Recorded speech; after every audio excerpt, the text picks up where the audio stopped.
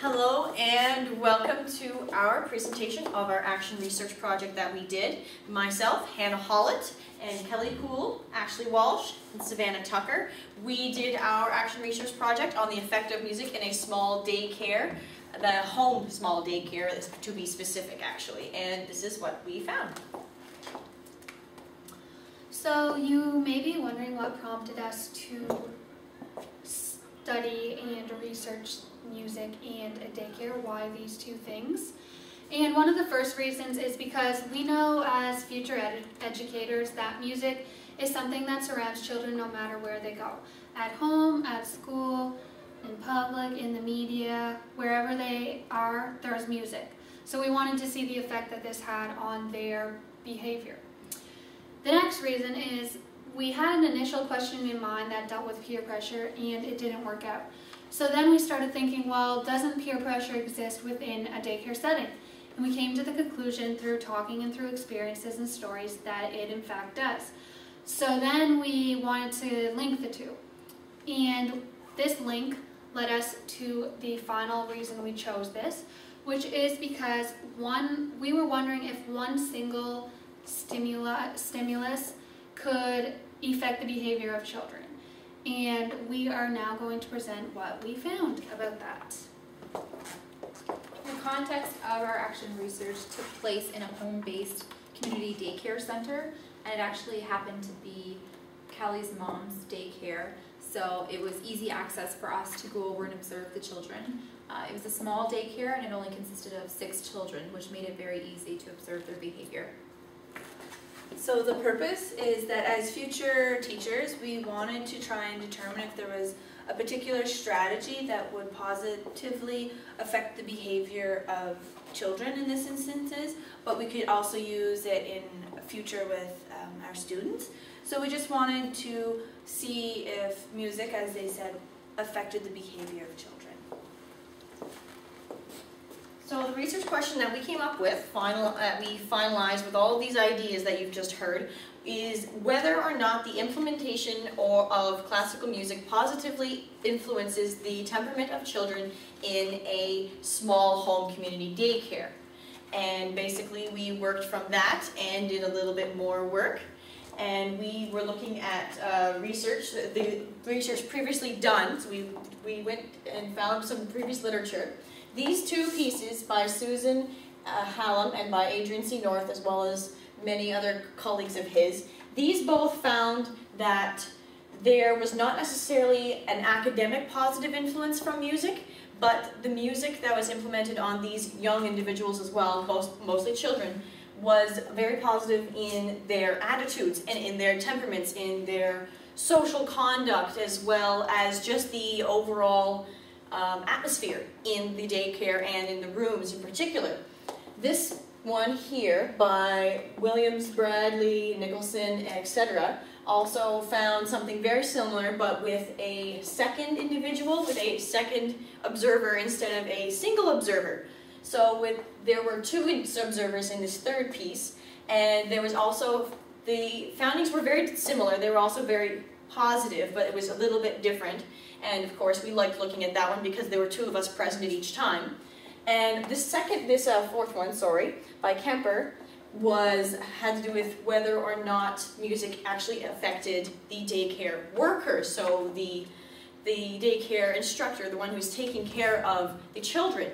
And it found that as the children did not really get affected as much in this situation that Kemper and Dan Hauer found, the instructor herself or himself was affected positively, so their mood became better, and by their mood increasing and improving, then the entire atmosphere of the daycare also improved, and this indirectly affected the children as well.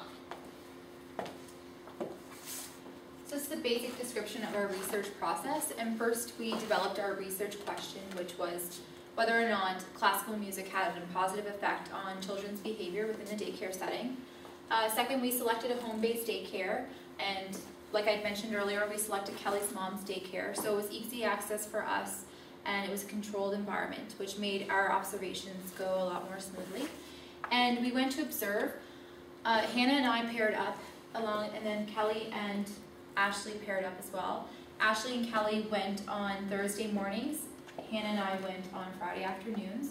We initially went and observed the children without music present to observe their behavior before the stimuli was introduced, just to get a baseline of their behavior. So then following those 2 observation days, we remained in the pairs that we had initially gone in, and we returned and did the same process, and we implemented the music. So we sat down, we didn't interact with the children, and we had the music going and documented what was happening. So after this, we all came together as a team, and we were compiling our information, creating tables, charts, compiling the questions that we had asked the caregiver, and then we came together and we analyzed our findings. So this was the actual creation of the charts, the organization of the data, and we discussed the implications for this research. So what implications does this have on us as future teachers, and then what implications does this have also for future daycares and daycare workers? So as Kelly stated, we made tables, and our first one was we charted the number of instances of behavior we observed, and some of the categories were crying, physical aggression towards other children, yelling, jumping, running, aggression with use of toys, and playing alone. So we observed it without the music and with the music. And for aggression, physical aggression towards other children, there was around 27 times where we observed that children were showing this. And then once we introduced music, there was only about 9 times. One of the categories that we found didn't really change much with adding music or without the music was playing alone. There was around 3 times where children were just off playing by themselves, avoiding others. And then once the introduction of the music, there was only about 1 where a child just was off by themselves. So that's a little bit of what we observed and some of the numbers collected. Our second table here has to do with energy per child. And what we did, as you can see, is we gave each child, because there were 6, we gave them each a letter instead of their name to include anonymity. We wanted to make sure that there were no names included, obviously. And so our scale was on a 1 to 3, with 1 being very little energy and 3 being quite a bit of energy. And of course, with children between the ages of 1 and 6, generally there's quite a bit of energy. As we could see with on the particular first day without music, there were 4 of the 6. So the majority of the children had a great deal of energy, were running around, having a great time. And however, once we implemented music, you can see that this in A right here, this child E, was not present at either of the times when there was music played. However, the others, 2 of them, did not change whatsoever, but 3, so about half or 2/3 of the children present, they actually calmed down. They had less energy output. Maybe not for the entire time, but for a significant portion of the observation time, their energy was decreased as noticeably.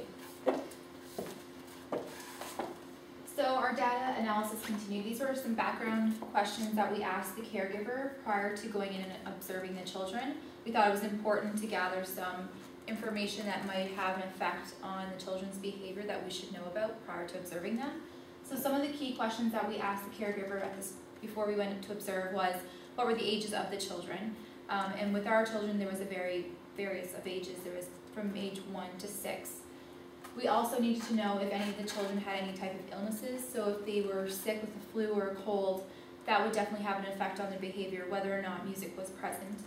We also need to know if there was any cognitive disabilities with the children, anything that we should know about their behavior so that we would know if there was a change in behavior when music was implemented. So then after all our observation days were done, these are the conclusions that we drew. So when playing the music, we found that the caregiver herself was actually more patient with the children when they were playing aggressively, like Ashley mentioned, when they were telling on others, running around. And then like Hannah suggested, this actually supports the research that Hannah talked about supports what we found. So they are linked together and it has a great impact. So then we discussed whether or not we think that there's variables that occurred in our research, and we found a great deal of variables present. So like Savannah was saying, we asked the caregiver if there was children with illnesses, and we found out that a couple of the children did have flu-like symptoms. One of the children had a cognitive delay in speech, so this might affect his communication skills with others. And then the time of the day of the week, the length of observation that we had. So we only went for an hour every day that we went. So this might be a variable that could be changed in the future. The environment, it was always in an indoor and, like Savannah said, very controlled environment. And then gender, there was only one female child and one female caregiver. So if there was different numbers, would there be a different outcome? The age interactions. So like we were saying, the age of the children ranges from 6 to 1. So that's a pretty broad range for a daycare, where a lot of the time they're in classes grouped according to all of them being at the same age level and at the same developmental stage in their development. So all of these things did have an impact, we thought, and could be changed. And then the last one was the presence of us in the daycare, because they are not used to strangers being there, and there was 2 of us at a time, so that could have been very intimidating for some and affected their overall behavior. So those were the variables that we found. Efficient, we were well organized, and it was time effective. We would have felt that we could have maybe observed more on certain days, because as earlier discussed, it affects the outcome, but overall it was very effective. We found that the information we gathered and the literature review was very related, and that if there was anything we could change, it would just be that we had been able to observe them more.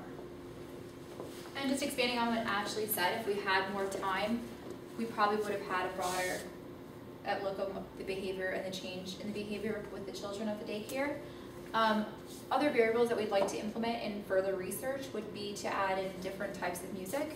So we looked at mostly classical music and how that affected the children's behavior, but if we had time to further extend our research, it would be interesting to know if, say, hip-hop music had an effect on the children's behavior. Another thing was the difference in ages of the children. So going back on what Kelly said, if there was just all 3-year-olds, how the behavior would have been different, where we had a range from 1 to 6. And also a different environment. We were in a home-based daycare.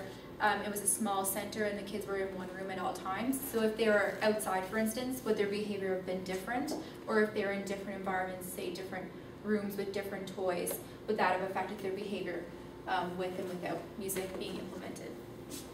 So then finally, to wrap up this presentation, going back on what I was saying about our conclusions, is that we as future teachers and current pre-service teachers think that the implication of this is that music should definitely, we need more research on possibly the kind of research, the kind of music like Savannah said, but we think music should be implemented in the classroom because, like we've already hit on, the caregiver was more positive and patient, there was more pro-social behavior between the children, and the whole environment just became more relaxed and safe for all the children, which is what we as future teachers want in our classroom. So that is both the main implication of our research. And thank you very much for viewing our presentation. I hope you enjoyed it and found it informative.